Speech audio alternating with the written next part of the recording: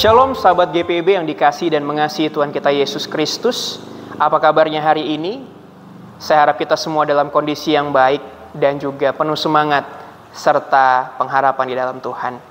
Jumpa lagi kita di program Morning Call GPIB yang mana kita akan membaca dan merenungkan firman Tuhan serta belajar bersama tentang apa sih yang Tuhan mau bilang di dalam kehidupan kita pada hari ini. Saat ini mari kita mengarahkan hati dan pikiran kita untuk memohon pertolongan Roh Kudus Tuhan. Mari kita berdoa. Ya Tuhan yang Maha Baik, kami akan membaca, mendengarkan dan merenungkan firman Tuhan. Tuhan, berkatilah kami semua. Berkati para pendengar, sahabat GPIB dan juga hamba-Mu yang akan memberitakan kebenaran firman Tuhan. Kiranya kami boleh disentuh Tuhan, kiranya kami juga senantiasa dipelihara oleh Tuhan lewat firman Tuhan yang akan kami dengarkan bersama dan kami refleksikan bersama pada hari ini. Terima kasih ya Bapa, urapilah kami dengan Roh Kudus Tuhan dan berfirmanlah ya Tuhan, karena kami telah sedia untuk mendengarkannya. Di dalam nama Yesus Kristus, firman yang hidup dan kekal, kami berdoa. Amin. Sahabat GPB yang dikasihi Tuhan, mari kita buka Alkitab kita dari Injil Markus pasalnya yang ke-15 ayat 40 hingga ayatnya yang ke-41. Injil Markus pasal 15 ayat 40 hingga ayatnya yang ke-41. Jika sudah menemukannya, saya akan bacakan bagi kita semua. Firman Tuhan menyatakan, ada juga perempuan-perempuan yang melihat dari jauh, di antaranya Maria Magdalena, Maria ibu Yakobus muda, dan Yoses serta Salome.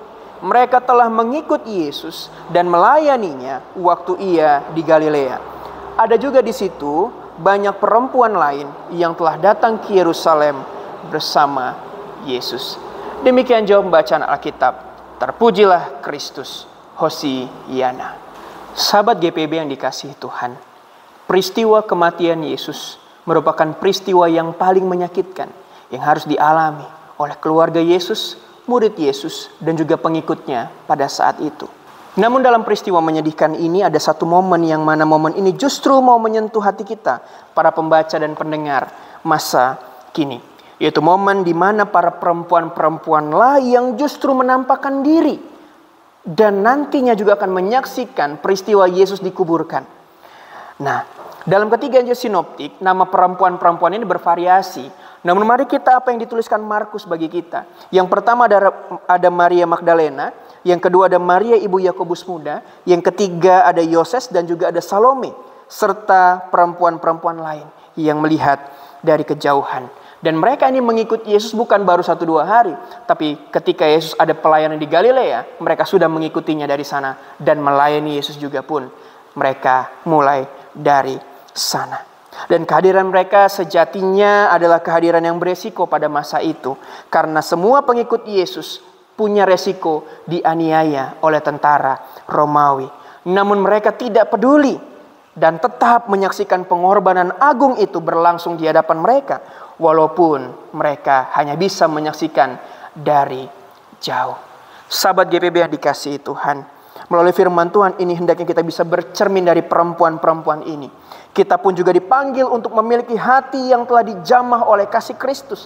Maria Magdalena yang dulunya mungkin pernah dikuasai oleh kuasa-kuasa kegelapan, namun ketika berjumpa dengan Yesus yang tadinya dikuasai oleh kuasa kegelapan, justru dikuasai oleh kasih karunia Tuhan di dalam dirinya. Dan ini mengajarkan kita bahwa kejadian atau peristiwa di masa lalu tidak menentukan masa depanmu. Masa lalumu yang kelam tidak akan pernah menghalangi dirimu untuk menjadi pengikut Kristus yang setia, asal ada kemauan dalam diri kita.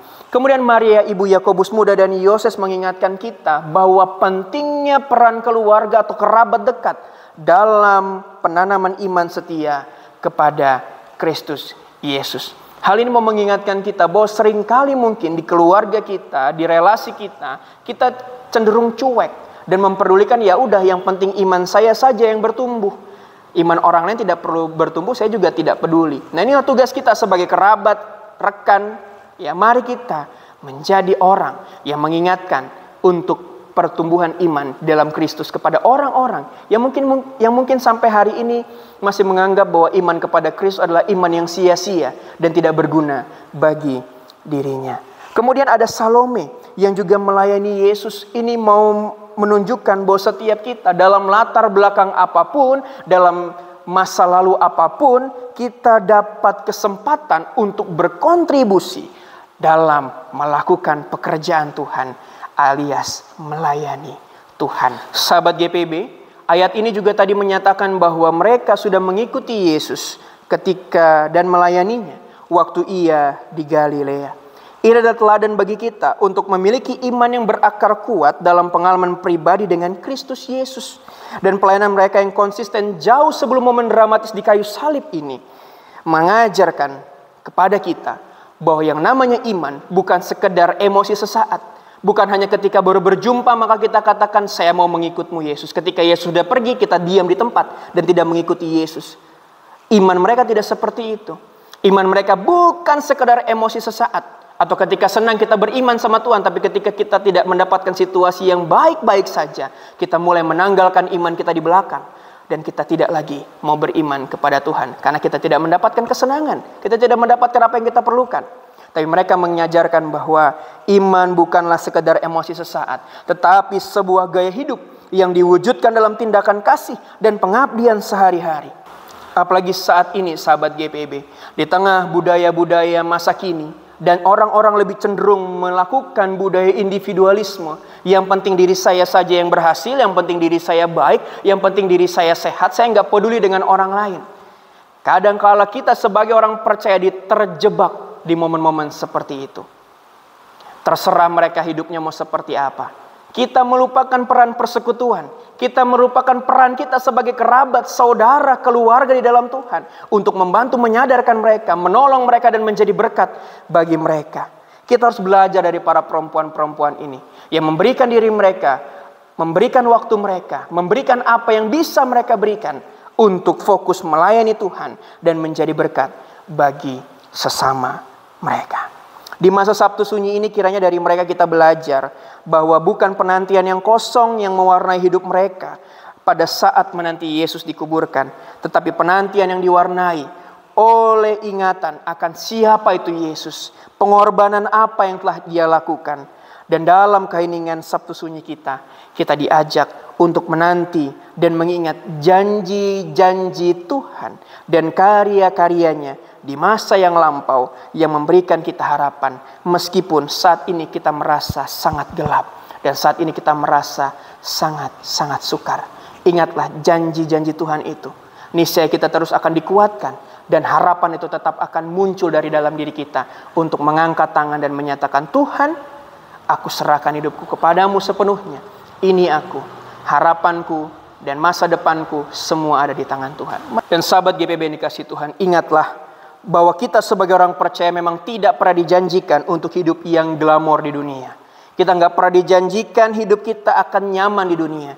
Hidup kita tanpa tantangan, tanpa beban dan lain sebagainya. Tapi yang Tuhan janjikan kepada kita adalah penyertaannya. Ya. Dan penyertaan Tuhan itu pasti sempurna bagi kita. Coba kita perhatikan dan kita tanya diri kita, berapa banyak kebaikan Tuhan yang sudah kita rasakan. Berapa banyak tantangan hidup yang sudah kita lalui dalam kehidupan ini. Berapa banyak tantangan yang sudah berhasil kita lewati bersama-sama dengan Tuhan. Berapa banyak doa yang telah dijawab Tuhan dan saat ini masih dalam prosesnya Tuhan. Berapa banyak. Saya percaya jawabannya adalah tak ternilai dan tak terhingga. Tak bisa kita hitung. Karena begitu banyak kebaikan Tuhan yang sudah dilaksanakan. Bahkan dihadirkan bagi kita anak-anaknya. Untuk mengalami yang namanya kelegaan. Karena penyertaan Tuhan. Sahabat GPIB. Sejatinya yang namanya kesetiaan tidak selalu membutuhkan tindakan yang heroik. Atau pengakuan dari publik. Terkadang kesetiaan yang paling tulus dan bermakna justru terwujud. Di dalam kehadiran yang diam. Di dalam ingatan yang tulus dan penantian yang penuh harapan. Bahkan di dalam keheningan Sabtu Sunyi kehidupan kita. Ini adalah pengingat bagi kita. Bahwa kesetiaan yang sejati seringkali ditemukan bukan dalam sorotan. Tetapi dalam kesetiaan iman yang tenang. Teguh dan yang tak tergoyahkan di dalam Tuhan. Dan sahabat GPB yang dikasihi Tuhan, GPB Jemaat Bukit Zaitun Air Durian secara khusus Pospelkes Shalom Batu Leman saat ini sedang dalam upaya penggalangan dana untuk pemasangan plafon dan juga pemasangan cover dinding di belakang mimbar. Hal ini harus segera dilakukan atau dilaksanakan, karena kalau tidak maka gedung gereja kita ini akan terus-menerus menjadi sarang kelelawar dan tentunya tidak sehat bagi kita untuk dapat beribadah dan tidak memberikan kenyamanan. Apalagi jemaat di Batu Leman ini notabene banyak anak-anaknya, dan ini tidak sehat bagi tumbuh kembang mereka. Dan sahabat GPB yang dikasihi Tuhan, dengan demikian kiranya lewat firman Tuhan pada pagi hari ini kita dapat tergerak untuk menjadi berkat dalam proses renovasi ini. Untuk sahabat GPB yang ingin melihat proposal kami, bisa scan di layar handphone masing-masing, di TV atau di mana Bapak Ibu menyaksikan Morning Call saat ini, atau juga bisa klik link yang ada di kolom deskripsi. Dan ini merupakan salah satu tantangan kita dalam berkomunitas, yaitu berupaya menyediakan ruang gereja atau tempat beribadah yang nyaman dan juga tempat ibadah yang sehat bagi seluruh warga jemaat. Kiranya niat baik ini senantiasa disertai Tuhan lewat kemurah hatian anak-anaknya. Saya percaya bahwa setiap niat baik selalu Tuhan buka jalan. Dan saya percaya juga bahwa kita semua dihadirkan Tuhan bukan untuk memikirkan diri sendiri, tapi untuk menjadi berkat bagi sesama kita. Tuhan memberkati kita semua. Amin. Sahabat GPB yang dikasihi Tuhan, mari kita aminkan firman Tuhan yang telah kita baca dan kita renungkan bersama tadi dengan berdoa kepada Tuhan. Mari kita berdoa. Tuhan yang maha baik, kami mengucap syukur dan berterima kasih atas kebaikan Tuhan dalam kehidupan kami. Terima kasih Tuhan atas lawatan firman Tuhan yang boleh senantiasa mengingatkan kami bahwa sejatinya sebagai anak-anak Tuhan hendaknya kami tetap bersetia kepada Kristus sampai akhir hayat hidup kami. Ya Tuhan, begitu agung pengorbanan Tuhan, kami tidak mau menyia-nyiakannya dengan tidak setia kepada Tuhan. Kami justru mau menghargai pengorbanan itu untuk tetap bisa setia sampai akhir kehidupan kami. Mampukanlah kami ya Bapa, di tengah gempuran tantangan zaman, di tengah gempuran pengaruh-pengaruh luar yang berusaha untuk menjauhkan kami dari-Mu ya Tuhan. Tuhan tolong kuatkanlah kami. Berikanlah hikmat-Mu ya Bapa, agar kami terus boleh berpikir jernih dan terus boleh berpikir dengan mengandalkan Tuhan, bahwa di luar Kristus tidak ada yang namanya keselamatan.